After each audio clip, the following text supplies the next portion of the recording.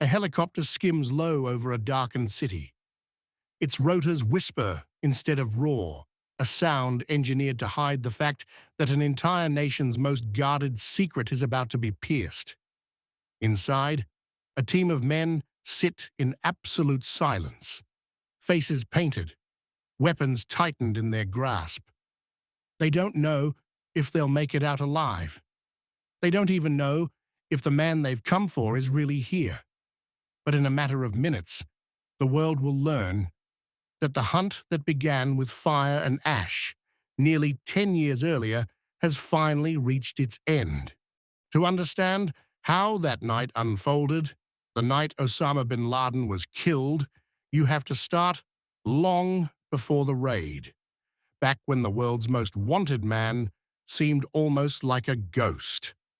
After the September 11th attacks, bin Laden vanished into the rugged mountains of Afghanistan, slipping through caves, tribal networks, and borders like smoke through fingers. For years, rumors placed him everywhere and nowhere.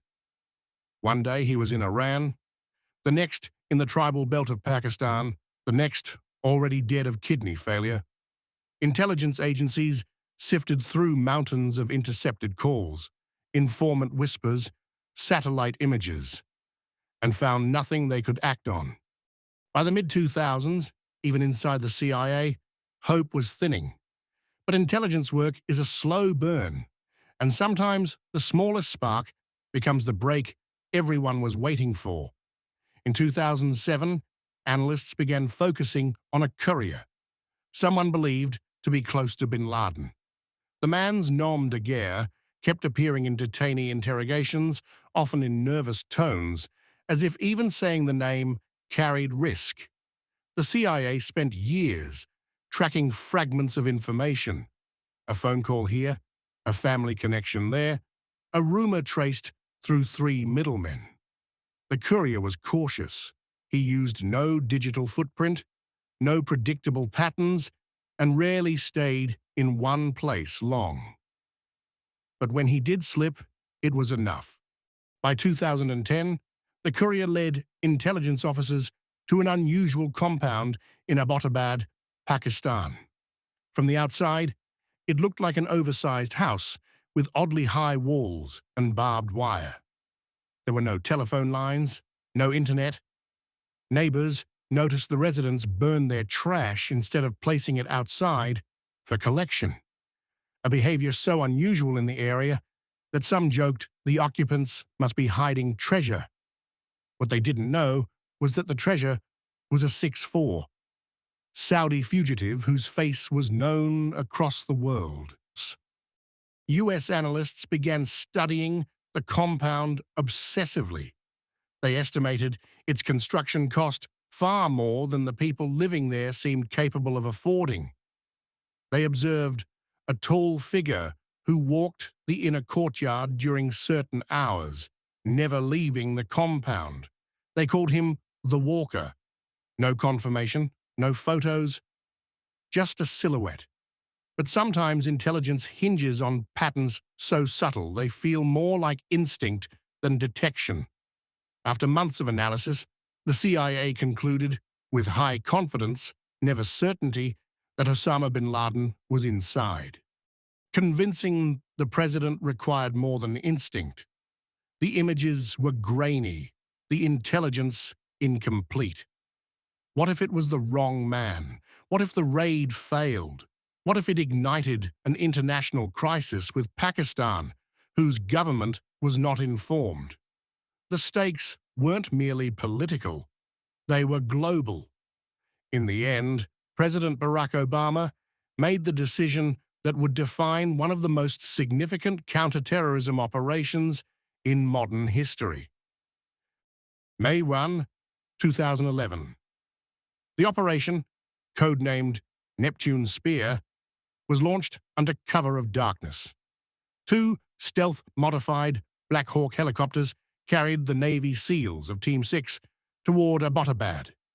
They flew low, skirting radar detection, threading through mountain air that could change speed and direction without warning.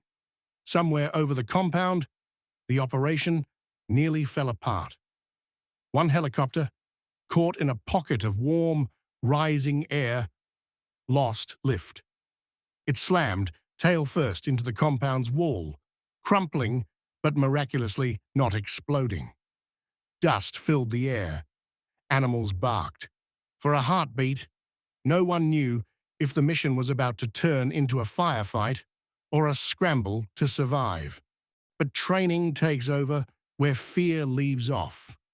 The SEALs poured out, secured the perimeter, breached walls with explosives, and advanced room to room. Family members of the courier and his brother were found first. Then the officers moved into the third floor. They found a tall man standing in the doorway of a bedroom. He hesitated for less than a second, and that was enough. The SEALs fired. When they searched the body, they found what they came for. The man who had eluded the world for a decade. Downstairs, one of the SEALs radioed the message that would echo through the Situation Room back in Washington. For God and country, Geronimo EKIA. Enemy killed in action. The operation had taken only minutes, but those minutes would reverberate for decades. The team gathered what intelligence they could, hard drives, documents, devices, then prepared to leave. But there was a new problem. Only one helicopter remained functional. The downed one was destroyed with explosives to prevent any technology from being salvaged. The surviving aircraft now had to carry everyone. Laden with men and equipment, it lifted off into the night sky. No alarms sounded. No jets scrambled. Pakistan remained unaware until the operation was over. Back in the United States, people awoke to news alerts and televised statements. Crowds gathered outside the White House, chanting and waving flags. Some cried, some stood silently. For others around the world, the moment carried bitter complexity. Closure for some, anger for others, and questions that would linger long after the headlines faded. Osama bin Laden was buried at sea within hours, a decision designed to prevent his gravesite from becoming a shrine. The compound in Abbottabad was later demolished by the Pakistani government, as if erasing the physical traces of the story. But what happened there? The culmination of years of intelligence work, political tension, and global grief, remains one of the most dramatic manhunts in history. And it all hinged on a silent courtyard, a tall shadow the analysts called the Walker, and a decision made on a quiet spring night that ended the most infamous pursuit of the 21st century.